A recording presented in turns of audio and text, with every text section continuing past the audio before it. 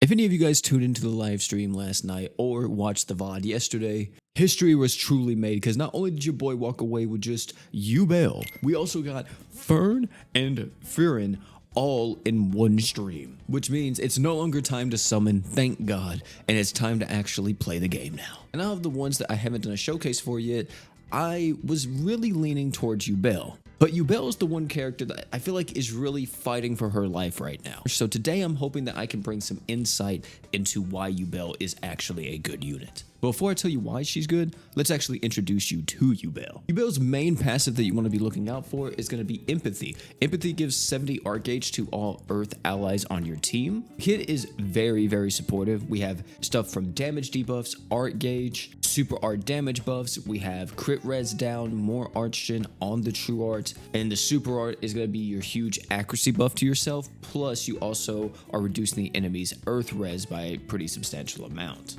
In terms of her slots, she has a 5-star magic, 5-star physical, and 4-star support. I recommend going something like this: her true weapon, true Izanagi, or some other type of really good physical arch-gen item. And the last one for the 4-star magic, really just throw on whatever you can. I like Angelus' Sweet and Saucy because this is also an additional art gauge item. I would highly recommend you go attack up and art gauge up. So let's look at Ubel's animations and see how practical they are in gameplay. For the most part, the only thing that we're really worried about here is her true art and her super art. Since they both apply a debuff, we want them to be relatively fast startups. We have the attack, just some slices in the front. The skill is a dash forward. We have the art. Oh, this is the walking one. Yeah, I've seen this one before. I like that. True art is okay. That is pretty fast. And then the super art, oh dude, what? Why did they have to let that be such a long little startup right there?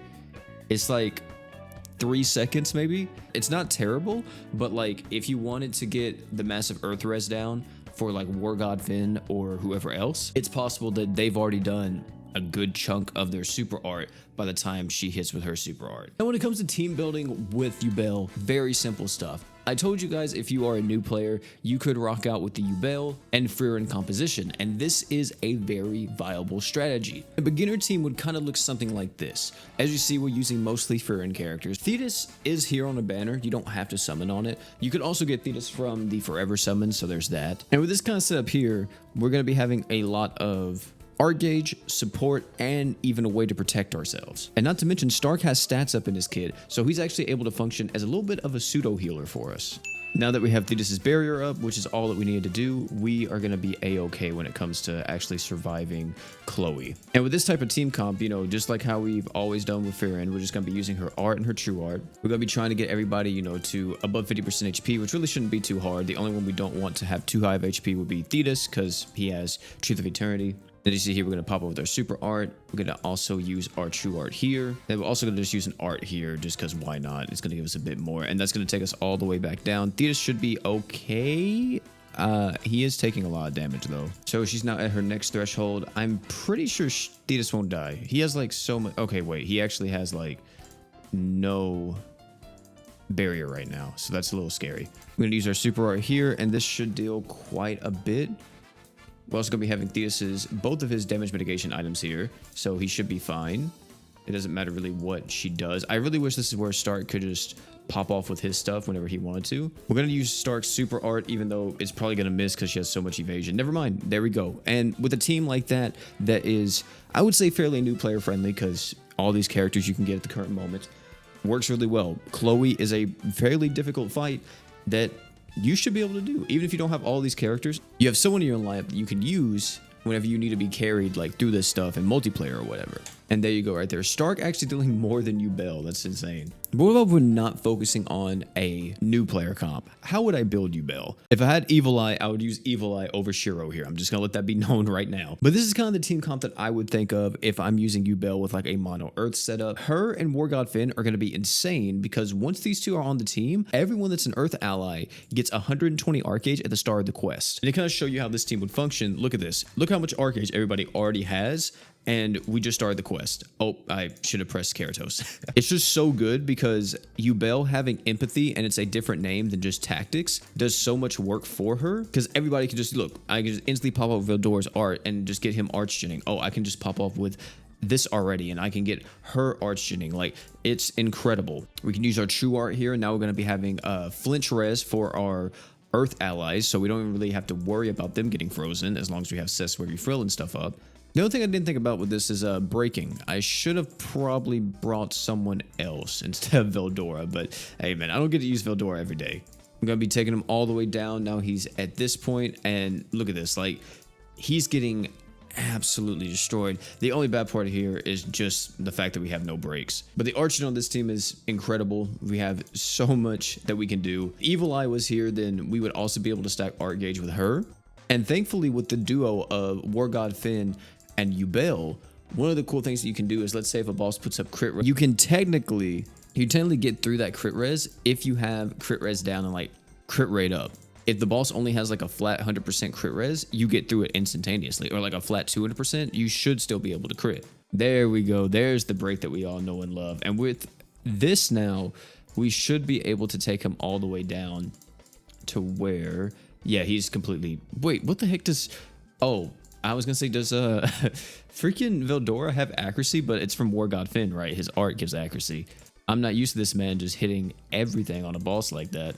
But now with this, we can just pop off with that, and then we can use that, cleanse it, use our super art, and no matter what, Roy should die to Yubel. Yep, there we go. But as you see there, like, it's just such a great addition. The amount of art gauge that you're getting, the amount of like just, I guess the little bit of like that jump start at the beginning, right? I guess you could say a start dash. It just does so much. And look at Veldora, bro. He's such a goat. And now what about if we fought Velzard? It still wouldn't even matter. Like, everybody's starting off with so much arts. This kind of helps if you're using someone like Heart here to not have to use True EX Gate. A lot of people use True EX Gate on Haruto since he's a little slow. Haruto definitely takes a bit to get going, but once he's in like his stuff, as you see here, he's a-okay. But you know, we can go off with something like this, and then we should break him all the way. I said bring him all the way down to his first threshold almost. Oh, not entirely, but we probably missed a little since we are getting inflicted with some blinds here. And the super art here with Yubel, I think they should take him down. Hopefully. Right, Yubel? Please? Yubel? Damage? Maybe? Oh, yeah. He's definitely going down right here. Now, someone may die. I hope no one does, but someone might get clapped here. It might be War God Finn. I think War God Finn's out. Yeah. The other ones was just taking ones. War God Finn, though, they had it out for him. I wish I had Evil Eye to show this off a bit better and to really like just convey Mono Earth as a whole. She's not as good as Shiro or Beta or like Hero Saitama, of course, but just to kind of keep with the theme of Mono Earth. Either way, the main thing that you need to take away from this is that if you're using Yubel, as long as you have like one other Earth ally on your team, specifically I would say War God Finn, it's going to do a lot of work for you. And anytime that you have another Earth ally, they're going to get a benefit as well, right? Just her and War God Finn, though, is very good because it just helps her out a ton. I think Yubel is going to be one of those units that a lot of people sleep on, and then there's going to be content that comes out later on in the future where it's like, dang, you know, I need somebody that just buffs up accuracy a ton, that's like an Earth unit that's able to give, you know, some arc gauge and stuff like that, be a bit supporting, and people are going to start turning to Yubel a bit more. She's not perfect by any means, of course. I think her slots are kind of dog water. Certain pieces of content, of course, she's going to get heavily countered. If you are in a fight where your HP drops to 1, her arc gauge is just turned off completely. I mean, it's not just a Yubel problem. This is a problem with everybody who's a type F archgener. So just keep in mind, whenever you go into those fights, you're not going to be able to use her to the fullest. Or against any fight, I would say that's even like crit immune, as we saw at Velzard. Her damage is still good, but it falls off quite a bit. Having the additional damage from crits just do so much. But hey, you guys let me know down below in the comment section, what are you all feeling about Yubel? Do you love her? Do you hate her? Is she kind of whatever? Let me know all that type of stuff down below. If you enjoyed this video, head and check out this video popping on the screen right now. It's the first showcase we did of this crossover, which is the Stark showcase. If you haven't seen that yet, I highly recommend you click on it. I'll meet you over there. Oh, and one more thing before you leave, don't forget to drink water.